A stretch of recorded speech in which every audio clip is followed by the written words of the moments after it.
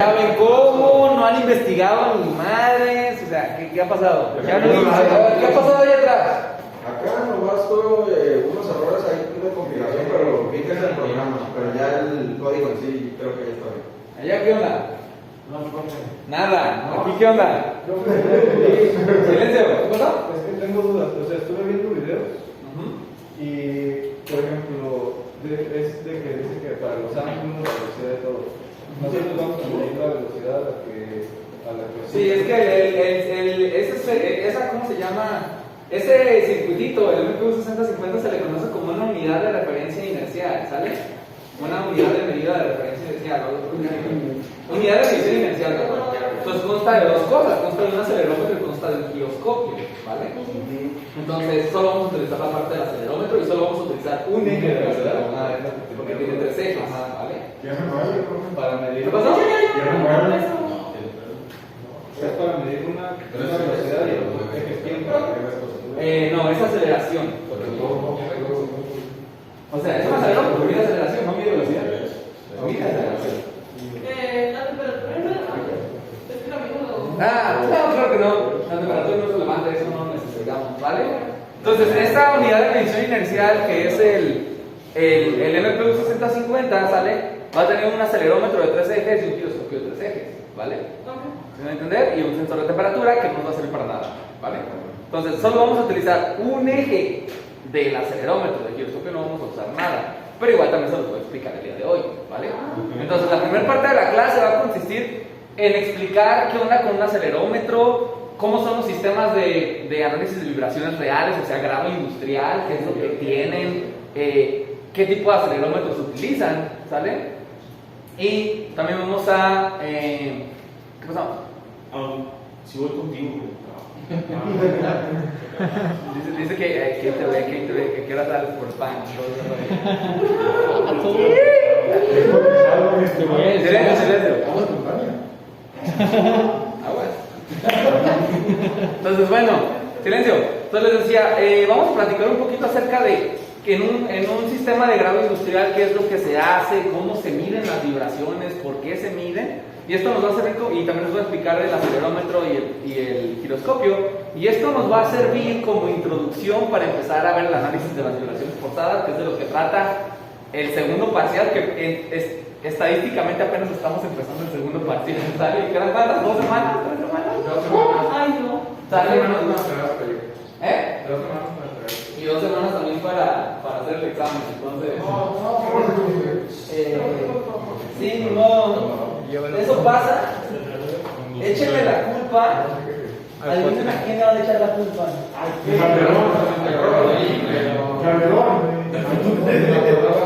Achis. La corona española. A ver, silencio. No solo de plumones.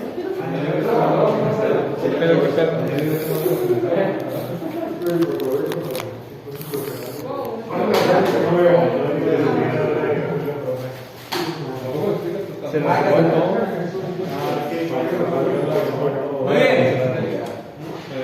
Entonces,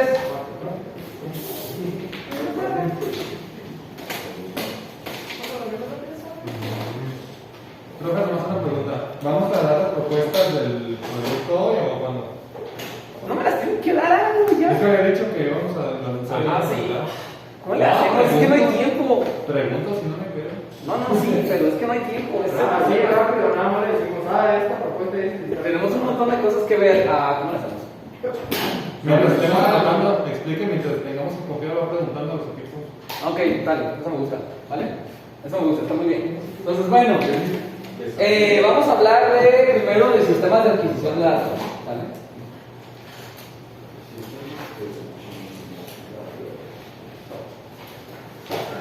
Y procesamiento.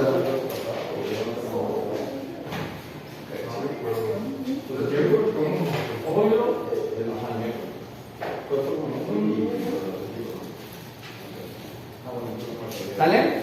Vamos a hablar de sistemas de adquisición y procesamiento de vibraciones mecánicas, ¿vale? Entonces, cuando tenemos nosotros un sistema que vibra, por ejemplo, el motor que les había dicho la clase pasada, sí, tienes aquí tu motor, sobre una superficie, ¿no? Un soporte o algo, porque generalmente tú no clavas un motor y lo anclas en el piso, lo haces sobre una superficie, puede ser de concreto, puede ser de metal, puede ser de lo que sea, ¿no? Y este motor tiene un ventilador, ¿no?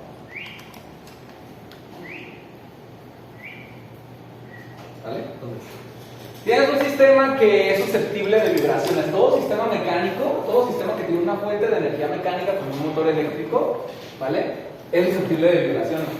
Entonces, para poder nosotros determinar en qué estado de balanceo o en qué estado de degradación se encuentra el objeto en cuestión, nosotros tenemos que medir las vibraciones mecánicas. El medir una vibración mecánica me puede dar idea de qué puede estarle pasando al sistema. Puede tener holguras, ¿sale? Eso que le dicen vulgarmente que tiene juego, ¿sí lo han oído o no? ¿Sale? O sea, puede tener holguras el sistema, el eje puede estar doblado, los rodamientos pueden estar desgastados, el rotor puede estar desbalanceado, ¿sí me doy a entender? Y el rotor puede estar desbalanceado en un plano o en múltiples planos, ¿sale? Puede haber una banda de transición mecánica, una banda de poleas, ¿sale? Poleas o bandas. Puede haber una banda floja, puede haber engranes que se estén golpeando por desgaste de los dientes, ¿sale? Hay un montonal de cosas que se pueden determinar nada más midiendo la vibración de esta cosa, ¿vale?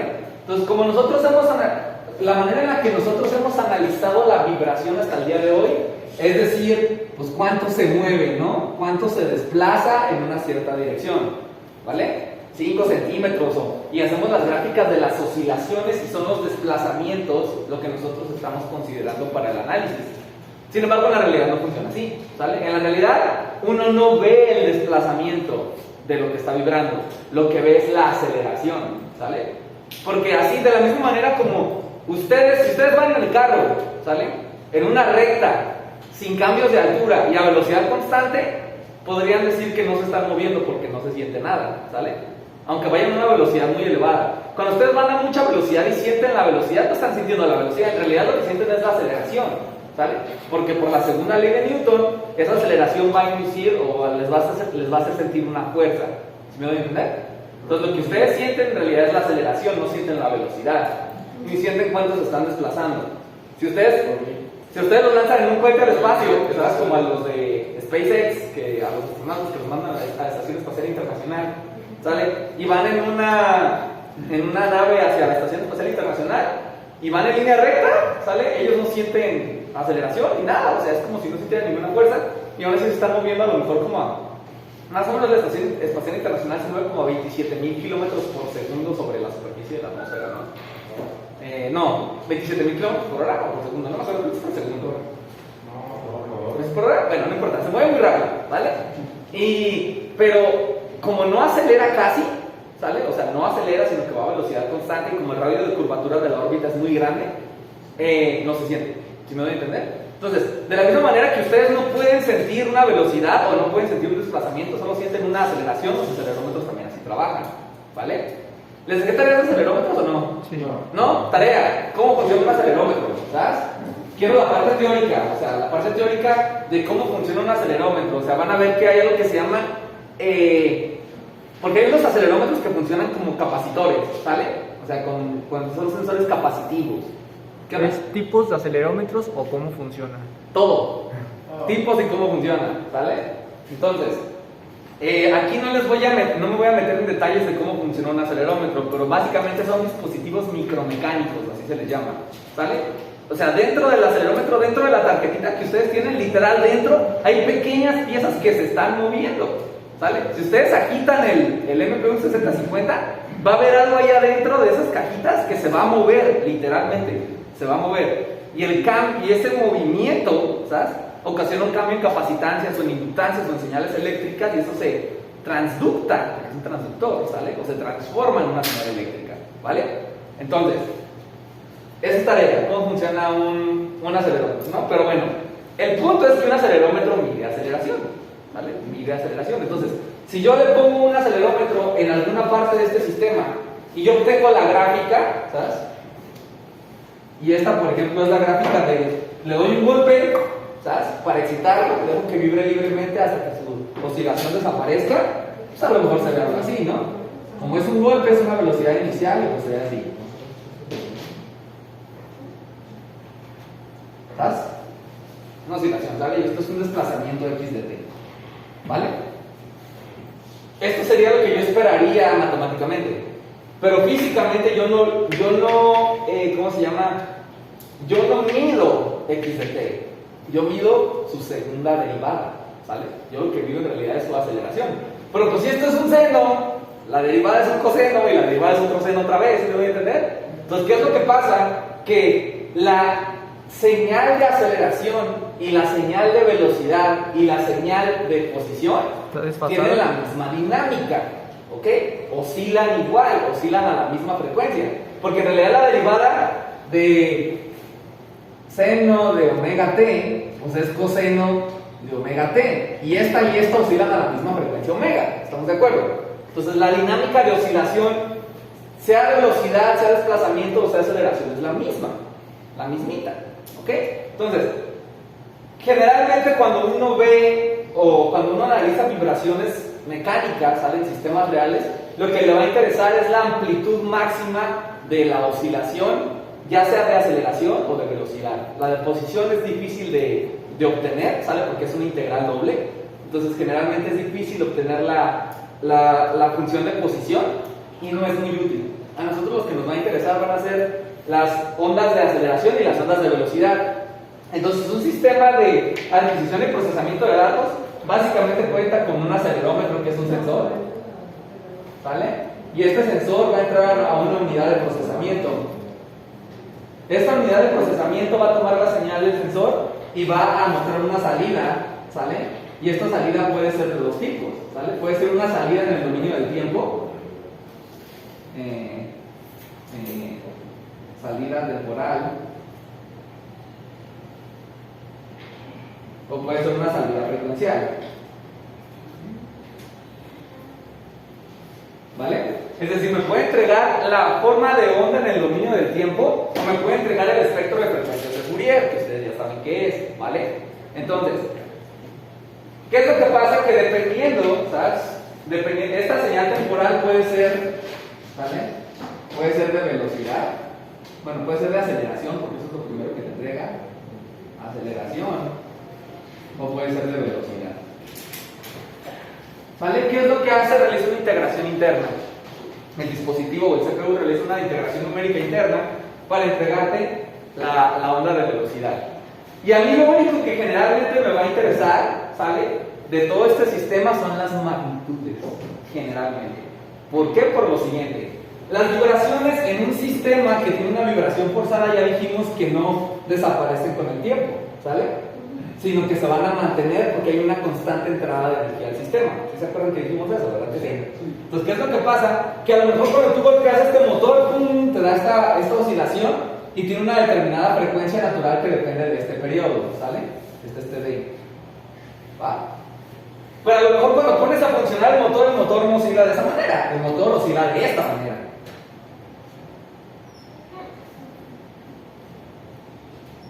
¿Sale? Y nosotros vemos que el periodo de oscilación, ¿sale? Este periodo de oscilación es distinto, ¿sale? Y nosotros habíamos dicho que eso se debía a que cuando es una vibración forzada, la vibración no depende de las características naturales del sistema, sino que depende de la frecuencia de la excitación, que en este caso la frecuencia de la excitación va a depender de la velocidad del giro del motor. ¿Sí me van a entender? Entonces, si ustedes pudieran ver la onda, ¿sale? La onda de oscilación de este motor desde que arranca hasta que ya está corriendo a su velocidad normal, se vería más o menos de la siguiente manera. Voy a borrar esto, ¿eh? Se vería más o menos así, fíjense muy bien. Yo voy a tener... Es que se nos acaba, no tenemos casi tiempo, hemos perdido como 4 clases, ¿no? 3 clases en el cuatrimestre, algo así. ¿Sí, no? Como 3 o 2, no sé. 2 o 3, entonces pues... ¿Y vamos a perder otra, no? ¿El puente? ¿O no? ¿No son ustedes?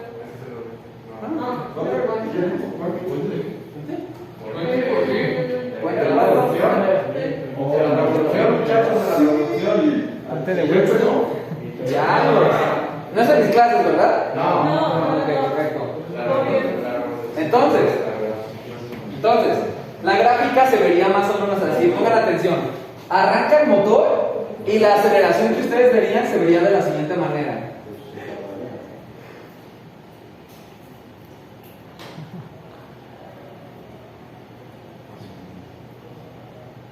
¿Sale?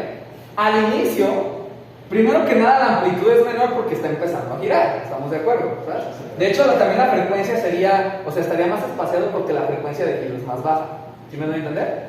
Y ya después que llega a su velocidad normal, se vería una onda de este tipo. Entonces, vamos a suponer que el motor arranca instantáneamente, ¿sale? Ahorita vamos a ignorar esta diferencia de amplitud, ¿sabes? Y vamos a decir que el motor arranca instantáneamente a su velocidad máxima, pero la onda se va a ver más o menos así, ¿sabes? Y luego ya va a seguir normal. Entonces, ¿qué es esto? ¿Qué es esta parte? A esta parte se le conoce como el transitorio, ¿sale? A esta zona se le conoce como el periodo transitorio de la señal. Y en esta parte sí va a estar expresado tanto la frecuencia de oscilación debido a la fuente de energía como la frecuencia natural del sistema ahí. ¿Sí está claro? O sea, van a estar presentes ambas, la frecuencia de la fuente de energía y la frecuencia natural del sistema dinámico. Nada más que nosotros sabemos que la respuesta natural con el tiempo muere, ¿ok?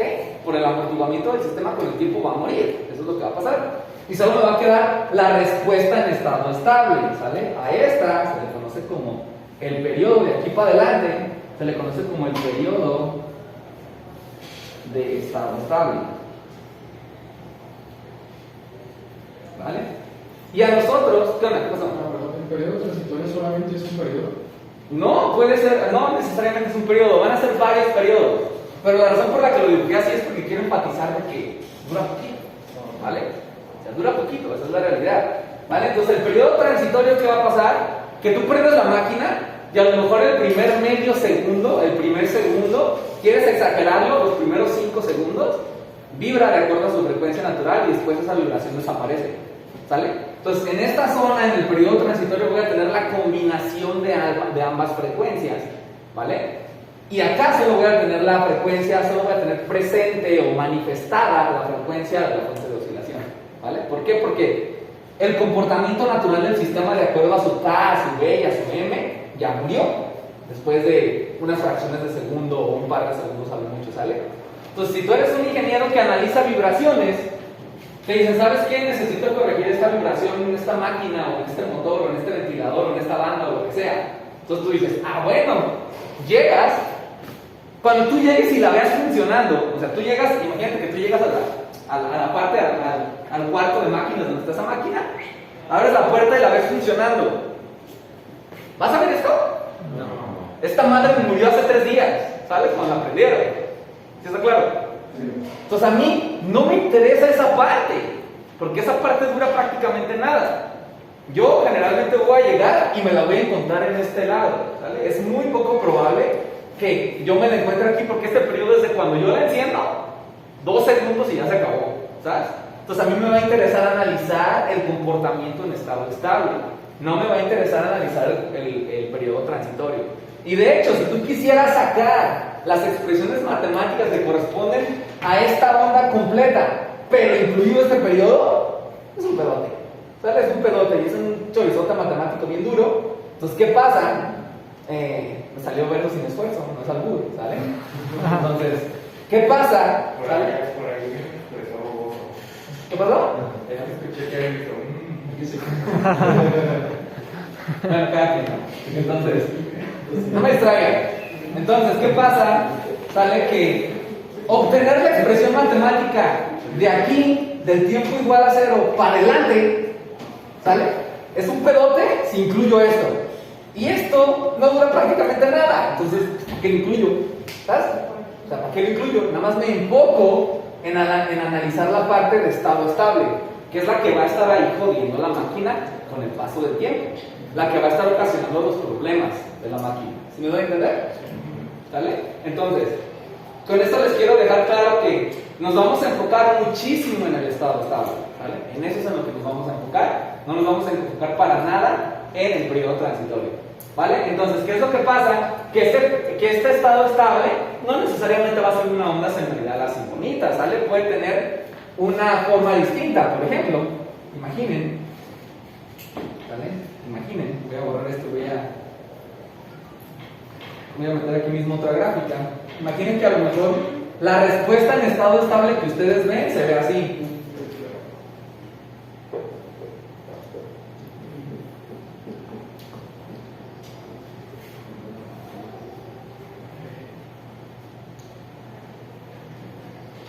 Esta es una respuesta de estado estable porque tiene un periodo fijo, ¿sale?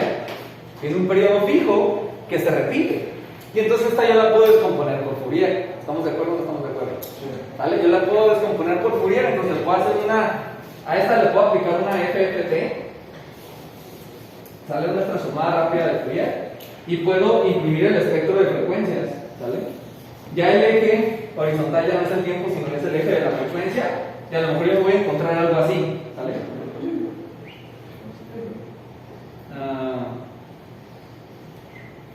¿Sabes? Me voy a encontrar algo así. Donde yo tengo este componente, este pico de baja frecuencia y este componente de alta frecuencia. Mientras más para allá esté el pico, es mayor frecuencia, ¿sale? Sí. Entonces yo aquí tengo una oscilación de baja frecuencia que es como esta, que estoy marcando con mi dedo, ¿sale? Y tengo una oscilación de baja frecuencia que se ve así, ¿sale? Y esas dos sumadas me dan esta.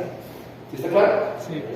Entonces, ¿qué es lo que va a pasar? Que el espectro de Fourier me va a permitir conocer qué frecuencias se encuentran ahí, ¿sale? Nosotros vamos a ver esto a más profundidad en el tercer parcial. Ahorita nos vamos a enfocar únicamente, vamos a suponer que la frecuencia de oscilación, o bueno, la señal de oscilación que nosotros estamos manteniendo, que nosotros estamos obteniendo, tiene una componente, que es una componente senoidal, ¿sale? Vamos a suponer que es senoidal, ya después vemos qué onda con las multifrecuencias. ¿Queda claro? ¿Dudas? ¿Qué onda? Pero yo cuando hice las gráficas del acelerómetro, me salían todas feas, no me salían así un seno perfecto. O sea, pues tengo que aplicar la transformada de Fourier. Y filtrarla, porque nada más quiero que analices. Bueno, era esta de vibración libre, ¿verdad? O sea, de que le das la vibración y sí, yo recuerdo que hice moviéndolo con la mano, pero sí. No, o sea, pero ¿tú lo movías con la mano o nada más le diste un golpe? No, yo lo moví con la mano. Ah, no, pues entonces no, eso está mal, porque acuérdate que el proyecto consiste en que tú le excites o sea, una vez y que la dejes oscilar hasta que le caiga. Ah, sí, no sé una prueba, parece. Bueno, sí, es normal, porque cuando tú estás presionando, ¿sabes?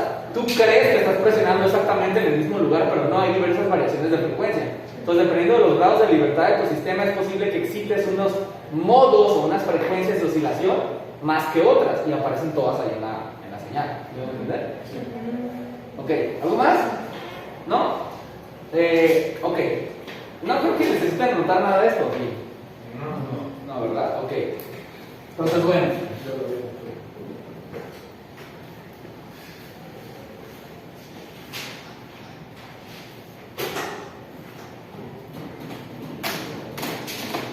Voy a comer una galleta. ¿Qué onda? ¿Qué tienes en mente para el proyecto? Pues a mí se me ocurría una plataforma.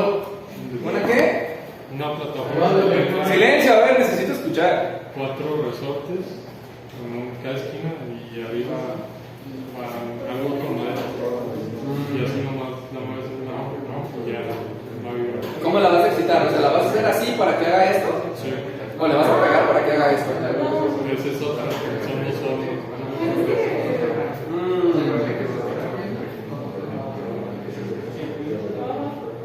El único problema con ese sistema Es que puede llegar a otro grado de libertad. y te va a salir una onda super sucia, ¿vale? Entonces, A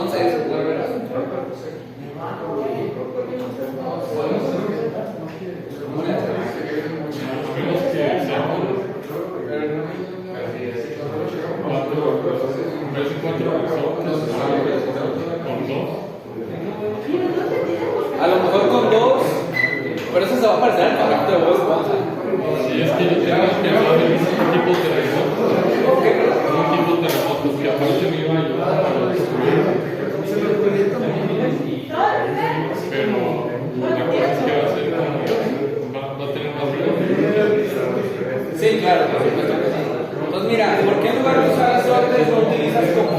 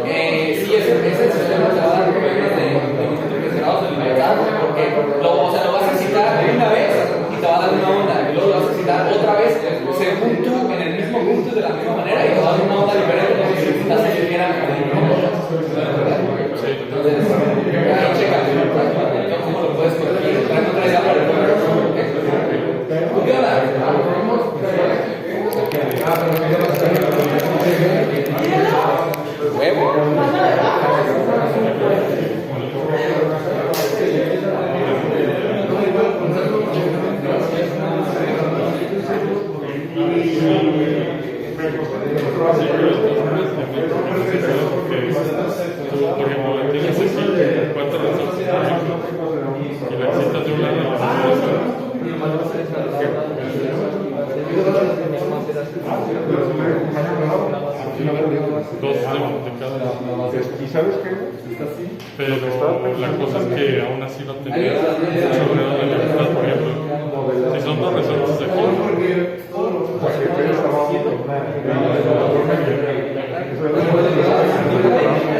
¿y sabes qué, güey? Ya les va. ¿Cómo creen que ustedes no van a variar la variación? sí, pero también hay que pensar. Viendo que hay que tanto. Es que vamos a hacer tres proyectos para lo de implementación, algo que nos sirve. Para esto ya la vez que después nos vamos a adaptemos a la implementación. Ya es que para la implementación pueden usar controlar la vibración, y puede ser igual como una de libertad. Además, puede ser lo mismo.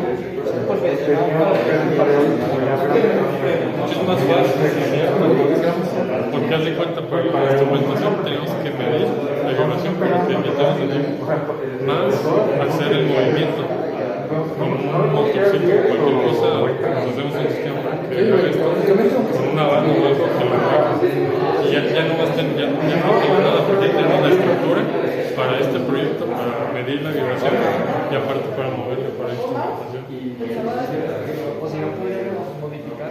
Sí, igual se puede modificar. Para que el motor Lo traigan el tubo ahorita. Jueves. Sí. ya decimos que es una tarea socaparte y podemos hacer Sí, en vez de que sea una banda, podemos hacer que aquí el motor gira, o sea, que esté aquí en la plataforma y el motorcito esté así golpeando precisamente la banda.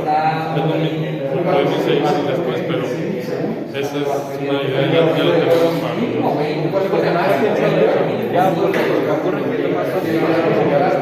sí, lo que se me ocurre como para restringir sería como Tenemos un montón de tiempo. Nice. Excelente.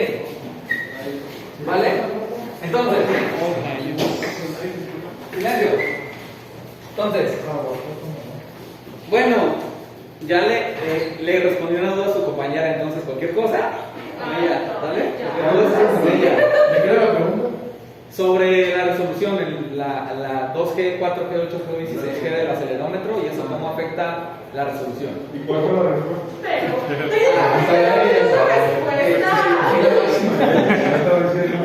Ella. pero para Se eso. supone que si se calcula la resolución se cortan las mediciones, ¿no? No se cortan.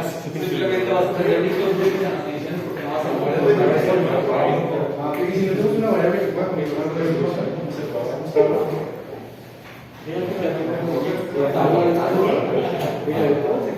Yo no tengo problema. O sea, tengo entendido yo que no puedes cambiar la resolución una vez que ya estás corriendo el código. O sea, una vez que ya está seteado el acelerómetro, creo que ya no puedes, pero no me acuerdo muy bien. Entonces ahí investigar. ¿Vale? Muy bien, silencio. Entonces, bueno, ¿qué es lo que corresponde con esto? A ver, pongan atención. Entonces, la salida temporal, o sea, lo que ustedes van a obtener con su proyecto es una salida temporal. ¿Vale? Lo que hace un sistema industrial, ¿vale? Es que va a tener un CPU que va a estar suficientemente poderoso que les va a estar calculando el espectro de Fourier y se los va a estar mostrando también en tiempo real, las variaciones del espectro, ¿vale? De tal manera que ustedes pueden ver las frecuencias, si son varias frecuencias pueden verlas ahí cuáles son, ¿vale? Y aparte pueden ver la señal temporal sin ningún problema. Muchas veces es mucho más útil la señal frecuencial que la temporal. La temporal generalmente no es útil en un sistema real, porque pinche van a ser muy culera y tú no alcanzas a ver nada, nada más es un montón de picos y un montón de ruido. Entonces aplicarle la de Fourier sí se vuelve mucho mejor, ¿vale? Entonces, bueno, ¿qué diferencia hay con su acelerómetro a un acelerómetro de grado industrial? Primero que nada tenemos que ver cuáles son las variables que intervienen en la fiabilidad de una medición de vibraciones, ¿ok? Y esto aplica para muchos sistemas mecánicos, no solo para vibraciones. Entonces, cuando ustedes tienen un acelerómetro, este es mi acelerómetro, imagínenlo, ¿vale? Este es mi acelerómetro. El acelerómetro va a medir la vibración, o sea, el acelerómetro va a estar sobre una superficie, ¿vale? Sí. Va a estar sobre una superficie el acelerómetro, ¿vale? Entonces, se supone que lo que se mueve es la superficie y el acelerómetro se mueve con la superficie. ¿Está claro? Entonces, a fin de que el acelerómetro pueda realizar una medición adecuada, es importante que la rigidez entre el acelerómetro y la superficie sea infinita, ¿vale? Es decir, se necesita que literalmente, se necesitaría que el acelerómetro literalmente esté soldado a la superficie, ¿me voy a entender? O sea, porque si se me ocurre poner sobre la superficie, ¿vale? Un colchoncito, ¿sale? Y encima de ese colchoncito o de esa cinta doble cara, porque muchos a lo mejor usan cinta doble cara, ¿sale? Si esta cinta doble cara, y entonces la pego en la superficie y encima le pego el acelerómetro, ¿qué va a pasar? Que esta funciona como un pequeño resortito, ¿sabes?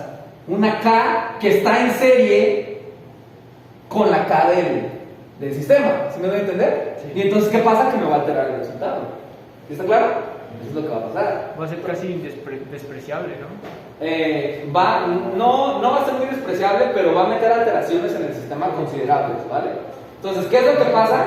Que la unión del acelerómetro con la superficie debe ser lo más firme posible y sin intermediarios. Entonces, un acelerómetro industrial, un acelerómetro de grado industrial, ¿sale? Generalmente se ve así.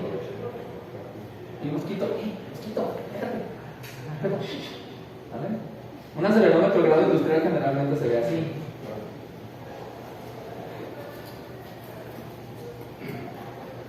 ¿Vale? Se ve como algo así, un acelerómetro de grado industrial.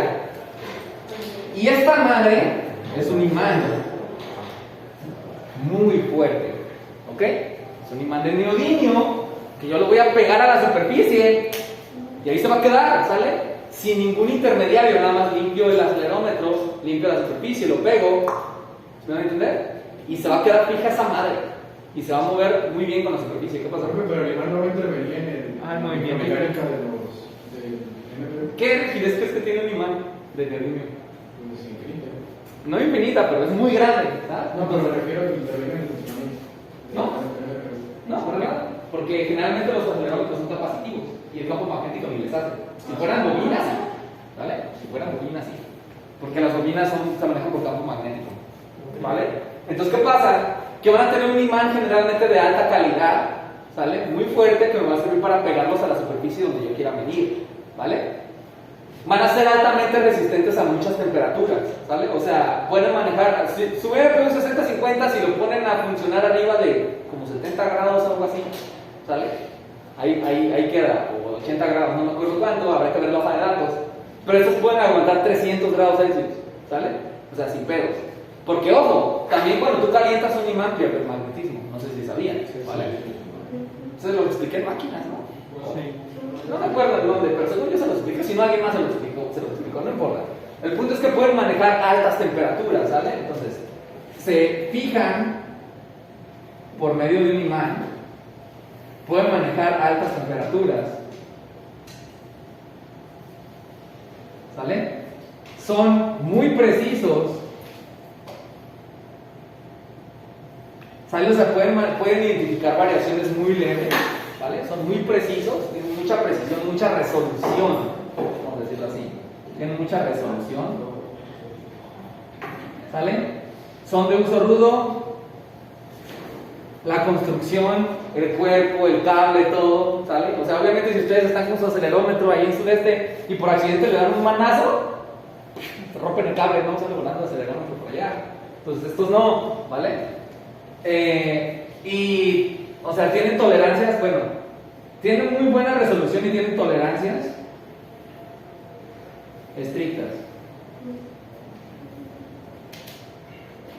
¿sale? Y estos generalmente son solo de un eje, ¿sale?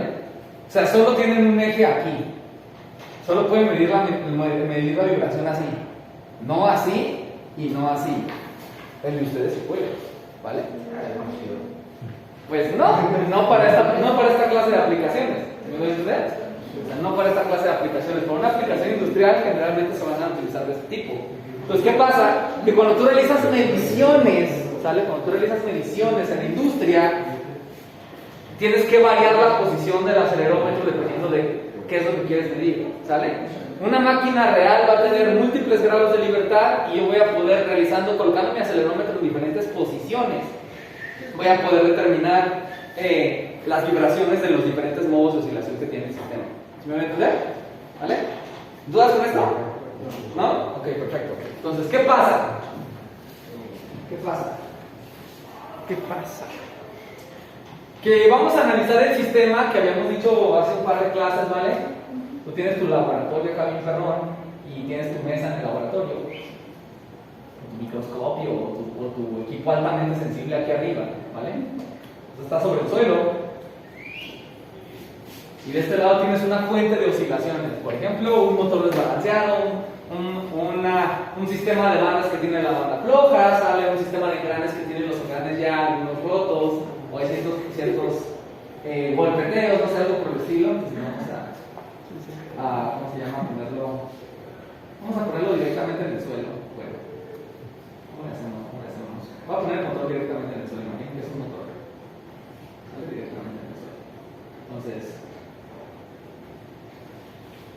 habíamos dicho, ¿sale? ¿Qué es lo que pasa? Que pues este motor, si es un motor desbalanceado o algo por el estilo, ¿sale? Va a producir una vibración que va a viajar por el suelo, va a llegar a la mesa y se la va a transmitir a la mesa.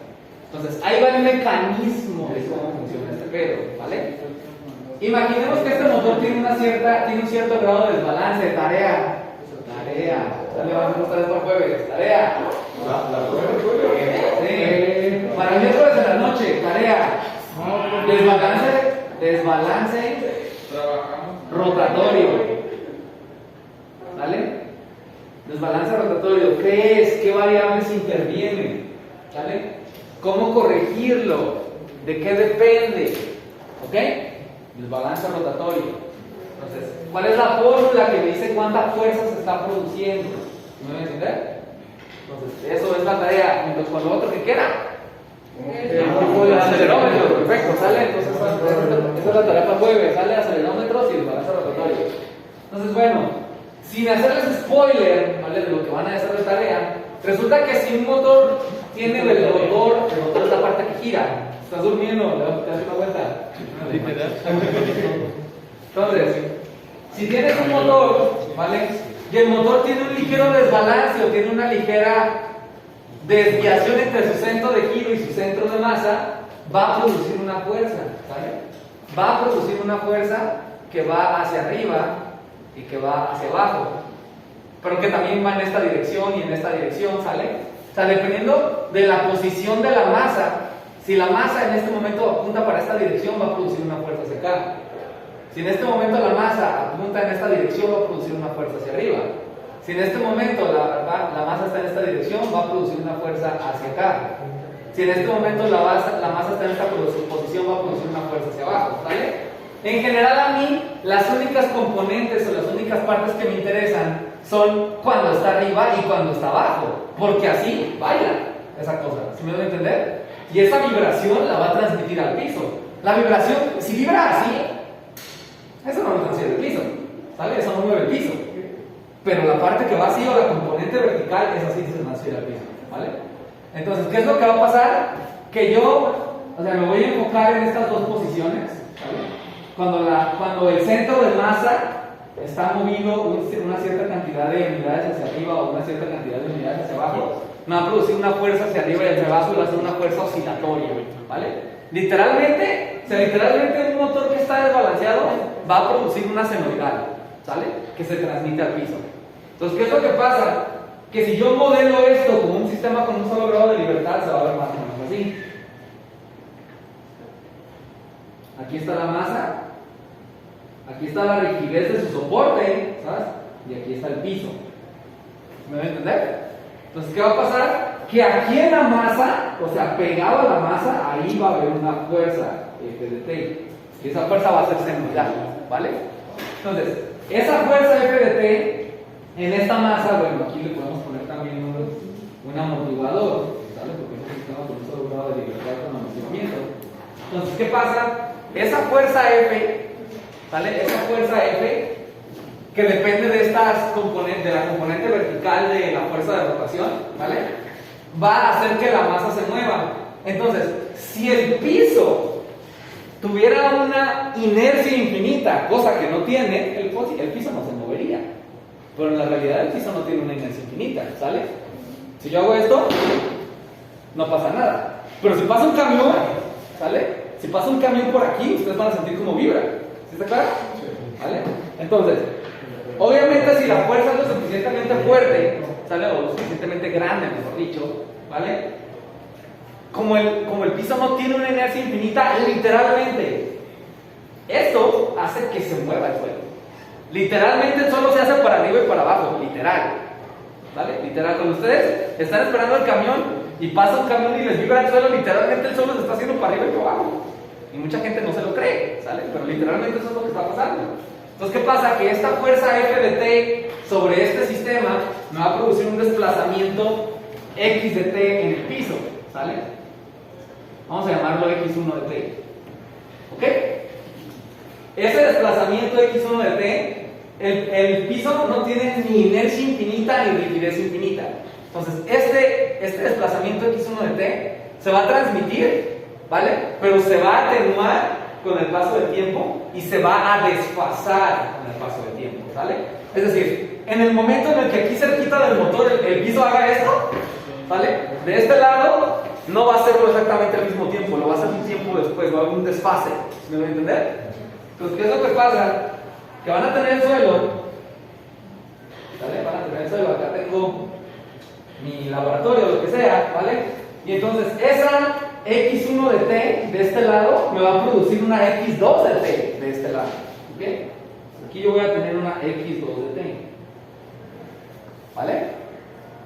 Y aquí donde está el piso, aquí está la mesa, con el equipo de munición aquí fijado, qué sé yo, ¿vale? Esto es un sistema, imagínense. Entonces, ¿qué es lo que pasa? Esta X2 de T se va a mover debajo del piso, bueno, se va a mover, el piso debajo de la mesa se va a mover, es esa X2 de T, y esa X2 de T me va a producir una vibración en la mesa, ¿vale? Que vamos a llamarla X3 de T, ¿vale? Una vibración aquí que va a ser X3 de T, ¿vale? Entonces, ¿qué es lo que pasa? Que una fuerza, ojo, no es un desplazamiento, ¿ok? Esto no es un desplazamiento, es una fuerza. Esta fuerza me produce un desplazamiento, este desplazamiento me produce un desplazamiento acá, y este desplazamiento me provoca el desplazamiento de mi equipo de medición. ¿Qué onda? ¿El X2 de T y el X3 de T no son iguales? No, no son iguales, porque bueno, aquí déjalo dibujo bien, no sé por qué lo dibujo igual que arriba, porque este es otro sistema, ¿vale?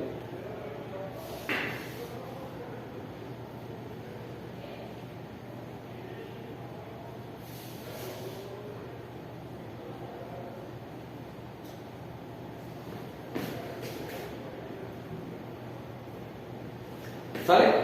Entonces, este movimiento me va a producir un movimiento en esta masa, ¿vale? Y este movimiento de aquí va a ser X3 de T, ¿vale? Entonces, acá es una fuerza aplicada directamente sobre la masa, la cual produce un desplazamiento en el suelo, ¿sale? Y de este lado ese desplazamiento en el suelo es como si aquí el piso fuera una masa, ¿sale? Y la masa 2 fuera otra masa. Entonces, están acopladas a través de estos dos, se mueve la una y se mueve la otra. Pues es consecuencia de la vibración de acá. Sí, claro, o sea, al final todo empezó de acá.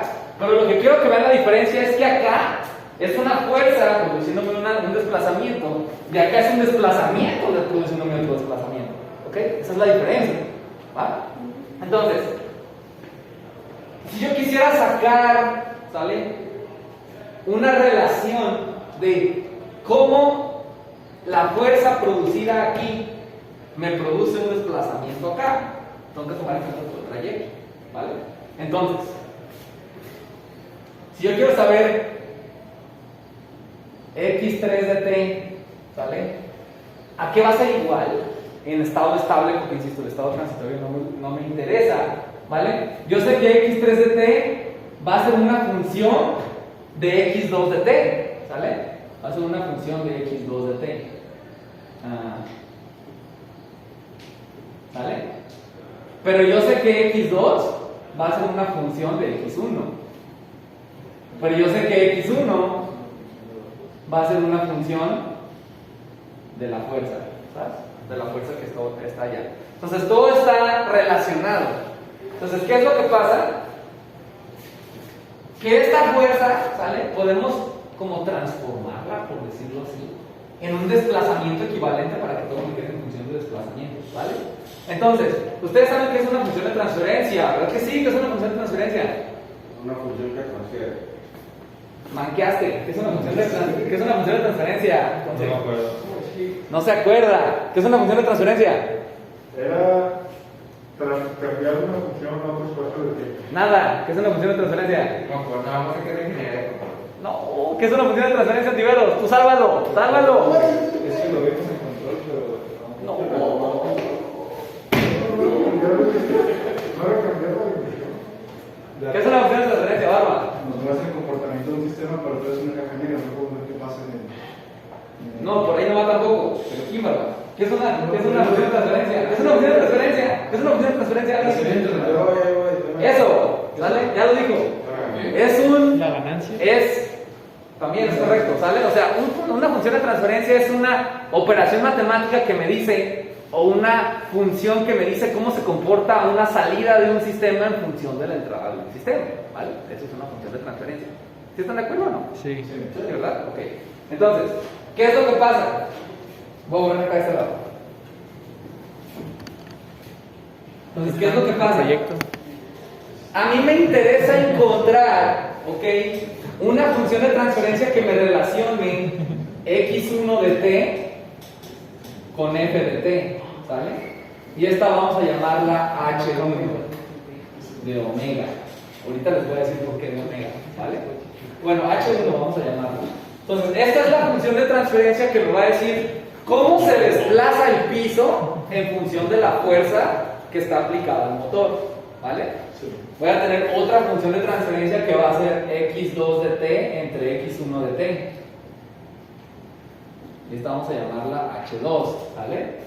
O podemos llamarla h x1 entre f, y esta la podemos llamar h x2 entre x1, ¿sale? Podemos llamarla así. ¿Sí me van a entender? ¿Qué onda? Profe, ¿por qué en la X1 puso que F es una función de la fuerza si la fuerza sigue siendo en función de tiempo? No hace falta cambiarlo a otro espacio. Bueno, x1 no, x1 es una función de la fuerza. Pero la fuerza es en función del tiempo. F, bueno, F es igual a F. Pero al final todo está en el tiempo. Sí, claro, pero estoy relacionando variables porque me interesa a ti. Ok. ¿Vale? O sea, estoy relacionando. ¿Vale? Entonces, voy a tener una función de transferencia, ¿sale? Que me va a decir cómo se comporta el desplazamiento del suelo en función de la fuerza que se le aplica al motor por el desbalance, ¿vale? Voy a tener otra función de transferencia que me dice cómo vibra el suelo aquí en función de cómo estaba vibrando acá, ¿ok? Y voy a tener otra función de transferencia, ¿sale? Y eso va a ser igual a h por x3 entre x2. Tal voy a tener otra función de transferencia que me dice cómo se mueve la mesa en función de cómo se mueve el suelo debajo de ella. ¿Ok? Entonces tengo esas tres funciones de transferencia. El objetivo del segundo parcial es calcularlas, ¿vale? Ver cómo se comportan para yo poder predecir si tengo una cierta fuerza acá, ¿ok? Si el motor está generando una cierta velocidad y yo tengo un cierto desbalance rotatorio, ¿qué tanta vibración me va a llegar de aquel lado? ¿Ok? De eso se trata. Entonces, vamos a hacer una simplificación. Vamos a suponer que el suelo sí tiene rigidez infinita. ¿Ok? Vamos a suponer que la vibración tal cual está aquí, así llega acá, con una rigidez infinita, o sea, no hay un desfase y tampoco hay un amortiguamiento, ¿sale? Llega íntegra de aquí a acá. Porque este sistema, a diferencia de este sistema y de este sistema, no lo podemos modelar como un sistema con un solo grado de libertad, porque es un sistema continuo. Es como la cuerda de una guitarra, que puede vibrar a un chingo de frecuencias diferentes, ¿sabes? Es un sistema continuo. Entonces, ¿qué es lo que pasa? Que yo no puedo, con las herramientas matemáticas que ustedes conocen ahorita, no puedo analizar yo la función de transferencia entre estos dos. Está muy complicado. Entonces, ¿qué hago? Pues nomás la supongo que es unitaria. O sea, que tal cual como sale de allá la x1, así llega al x2. ¿Vale? Entonces yo me voy a tratar de calcular esta y esta. A estas se les van a llamar, ¿sale? A estas dos, bueno, a las tres en realidad, se les llama factor de amplificación dinámico. ¿Vale? Este factor de amplificación dinámico me va a interesar muchas veces nomás la amplitud y otras veces también me va a interesar la fase, ¿ok? Pero generalmente nomás me va a interesar la amplitud, porque cuando haya resonancia, esos factores de amplificación van a ser muy grandotes, 20, 30, 50, ¿sale? Es decir, si hay resonancia, esta vibración puede amplificarse por 50 a llegar aquí, y de aquí, si hay resonancia, puede incrementarse, puede multiplicarse otra vez por 50 para llegar acá. Y entonces esta vibración va a ser 250 veces más grande que una vibración normalita ocasionada por esta fuerza. ¿Me voy a entender? Entonces yo tengo que ver cómo se comportan esos factores de amplificación para ver qué tanto va a llegar. Y más importante aún, conociendo la forma de esos factores de amplificación, puedo decidir qué variables tengo que modificar en ambos sistemas, en el motor y en la mesa, para que esos factores de amplificación se vayan por debajo de 1. ¿Ok? Para que en lugar de que la vibración se amplifique, se atenúe. ¿Está claro? ¿Dudas? Porque podemos tener múltiples, por ejemplo, aquí es una mesa, múltiples mesas en el sistema, y hacemos el sistema de ecuaciones. Sí, bueno, tendrías que analizar, o bueno, con las herramientas que tenemos ahorita nosotros, matemáticas, tendrías que analizar mesa por mesa. Sería más sencillo hacerlo una O sea, aplicar superposición y analizar el efecto del motor sobre una mesa, y luego el efecto del motor sobre otra mesa, y luego el efecto del motor sobre otra mesa. ¿Me van a entender? La única, porque son sistemas independientes, la única manera en la que sí estaría complicado sería que tuvieras dos mesas, ¿sale? Unidas con algo rígido aquí, ¿sale? Y que el movimiento de la una también afectara a la otra, y eso ya incrementa los grados de libertad del sistema, dependiendo del número de enlaces elevado al cuadrado, ¿vale? Entonces, si incrementas mucho los grados de libertad y puedes tener miles y miles de frecuencias naturales, ¿vale? Aquí solo vamos a tener una, bueno, no frecuencias naturales, frecuencias de oscilación, pero no, sí también frecuencias naturales. Bueno, aquí solo vamos a tener una frecuencia y depende de la velocidad, ¿vale? ¿Dudas? ¿No? Es todo. Nos van a salir temprano, ¿sabes? Es todo. Porque